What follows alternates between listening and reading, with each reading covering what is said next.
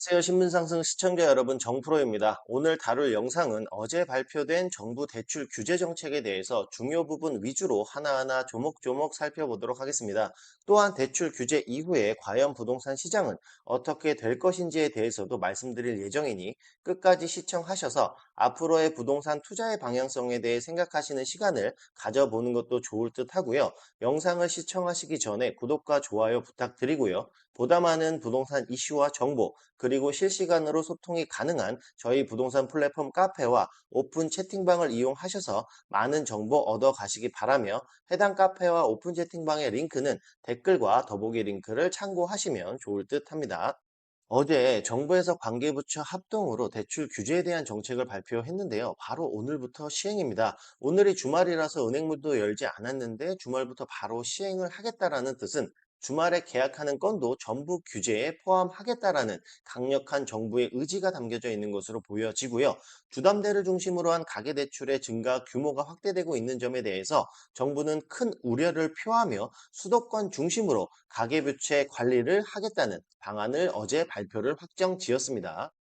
가장 먼저 살펴볼 내용은 LTV 규제입니다. 화면에서 보여지듯 어제까지는 1주택 이상을 보유하고 있는 자가 추가 주택 구매를 위해 담보대출을 받을 때 비규제는 60%까지, 규제 지역은 30%까지 대출이 가능했었으나, 당장 오늘부터는 주택을 이미 보유하고 있는 사람이 추가 주택 구매를 위해서 주담대를 받을 것을 완전히 차단했습니다. 즉, 주택 있으면 1원도 대출을 안 해주겠다라는 겁니다. 다만 1주택을 보유하고 있는 자가 처분을 조건으로 주택을 구매하거나 무주택자에 한해서는 기존과 동일하게 비규제 지역은 70%까지, 규제 지역은 50%까지 기존과 동일한 조건으로 해주겠다는 겁니다.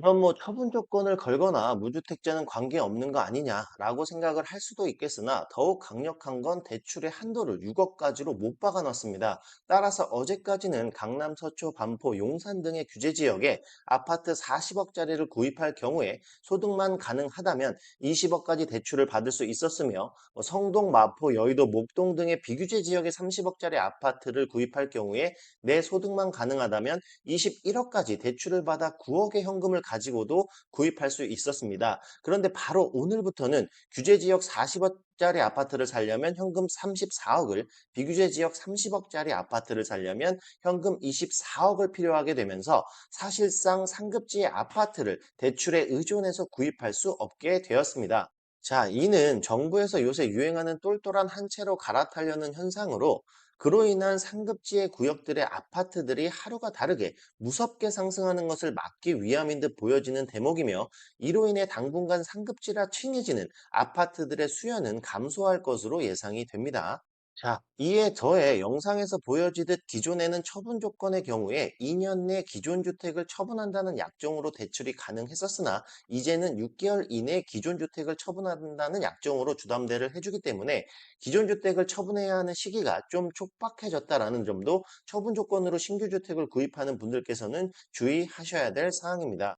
또한 오늘부터는 주택 구입 목적의 주담대를 받게 되면 전입의 의무가 생겼다는 겁니다. 수도권 및 규제 지역의 경우 주담대를 받아서 주택을 구입하게 되면 잔금일 기준부터 6개월 내 구입한 주택으로 전입을 해야 한다는 겁니다. 여기에 추가로 대출 만기를 30년으로 완전 못 박아놨다는 점도 주목해 봐야 되는데요. 그동안 은행에서 자율적으로 30년에서 40년 혹은 50년 사이로 만기를 정할 수 있었던 것을 이제는 무조건 30년 이내로 해라 라고 정해버렸습니다. 이는 40년일 때보다 30년으로 하게 되면 월 상환액이 커질 수밖에 없기 때문에 DSR 규제로 대출 가능 금액이 더욱 줄어들 수밖에 없게 되었다는 현실입니다.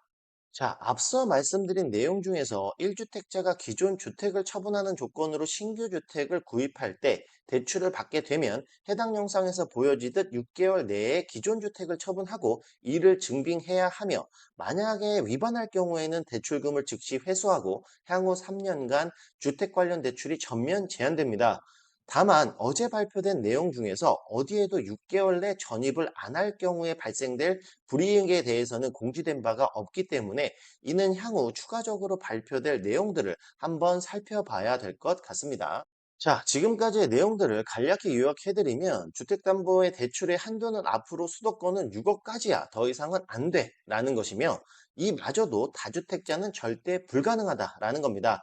그렇지만 1주택자가 처분을 조건으로 하거나 무주택자는 6억까지 대출이 가능한데 1주택자는 6개월 내 기존 주택을 처분해야 하고 이를 지키지 않으면 대출금 즉시 회수하고 앞으로 3년간 주택 관련 대출은 절대 못 받게 해주겠다라는 것이고 주택 살 때 대출을 받아 사면 무조건 6개월 내에 전입을 해서 살아야 하며 앞으로 대출 만기는 무조건 30년으로서 DSR을 좀 더 빡시게 봐서 대출을 해줄게 라는 겁니다. 즉 한마디로 요약을 하면은 대출에 의존해서 상급지라 칭해지는 아파트들은 살 생각은 꿈도 꾸지 마라는 것으로 정리를 할 수 있겠습니다.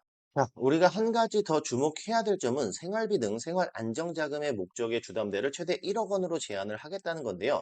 이게 뭐 크게 의미 있나? 라고 생각을 할 수도 있으나 지금까지는 기존 1주택을 보유하고 있는 분들이 추가로 주택을 구입할 때 기존 주택을 담보로 2억을 빌리고 추가로 구입하는 주택의 또 주담대로 비규제 지역의 경우 60%까지 대출을 받아서 구입하는 경우가 많이 있었습니다. 뭐 예를 들어 드리면 1주택자가 비규제 지역에 20억짜리 아파트를 구입할 경우에 기존 주택으로 2억을 빌리고 추가 구입 주택으로 12억을 빌리면 본인 자금 6억으로 구입이 가능했다는 거죠. 이에 더해서 추가 구입 주택으로 주담대를 받으면 앞으로 전입의 의무가 생기기 때문에 기존 주택으로 2억을 대출을 받아서 추가 주택 전입의 의무 없이 구입하는 목적으로 사용되는 것도 맞겠다라는 정부의 강력한 의지라고 보여지는 정책이라고 할 수 있습니다. 자, 마지막으로 전세 보증보험 한도를 낮추겠다는 건데요. 해당 그림처럼 25년 7월 21일부터 수도권 지역의 보증 비율을 80%까지 낮추게 되면 현재 126%인 비율이 112%까지 낮아지게 되면서 앞으로 빌라 전세는 씨가 마를 것 같다라는 생각이 들며 이게 낮아진다고 전세가 낮아질 것 같진 않고 보증보험 한도를 초과하는 부분은 월세화되면서 서민들의 주거 부담은 늘어날 것으로 예상이 되는 부분입니다. 자, 발표된 대출 규제를 보면서 정부에서는 너무 오른 상급지들의 부동산 가격을 잡고 앞으로 1주택만 소유하게 하여 다주택자들의 투기 수요를 막아서 수도권 전반적인 부동산 가격을 낮추겠다라는 뜻으로 보여지는데 저의 개인적인 생각으로는 사실 부동산 가격이 떨어질 것 같으면 현재 무주택자들 중에서 주택을 구입할 수 있는 수요들이 절대 주택을 구입하려고 하지 않습니다. 많이들 착각하고 때론 망각하는 것 중에 하나가 주택을 구입할 수 있는 능력이 되는 무주택자들의 수요들이 집값이 안정되고 부동산 가격이 떨어지면 집을 살 것으로 예상을 하는데 결코 그렇지 않으며 오히려 부동산 가격 상승장에 더 구매를 한다는 것입니다. 떨어질 것 같으면 다주택자뿐만 아니라 무주택자도 절대 집을 사지 않습니다. 그럼 어떤 현상이 벌어지느냐?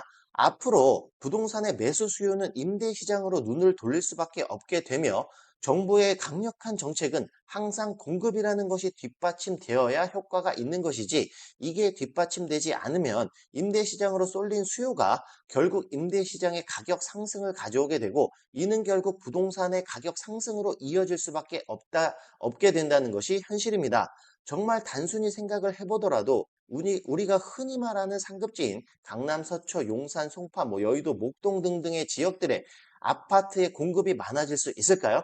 재개발 재건축으로 인해 공급이 아무리 늘어난다 하더라도 서울은 한정적일 수밖에 없기 때문에 부동산 가격은 낮아질 수 없는 것입니다. 이걸 정부 차원에서도 잘 알기 때문에 수많은 교통수단의 개발로 인해서 수도권 외 지역에서 수도권으로의 접근을 용이하게 함으로써 어떻게든 현 상황을 타파하고자 하지만 시대가 발전해 나갈수록 수도권, 즉 서울 한복판에 살고 싶은 사람의 욕망은 더욱 강해질 수밖에 없기 때문에 모든 사람들이 가고 싶어하는 지역의 부동산 가격은 현 시점 어떠한 정책으로도 잡기 힘들다는 것이 개인적인 생각이니 투자를 희망하시는 분들은 참고 정도 해주시면 좋을 듯 합니다.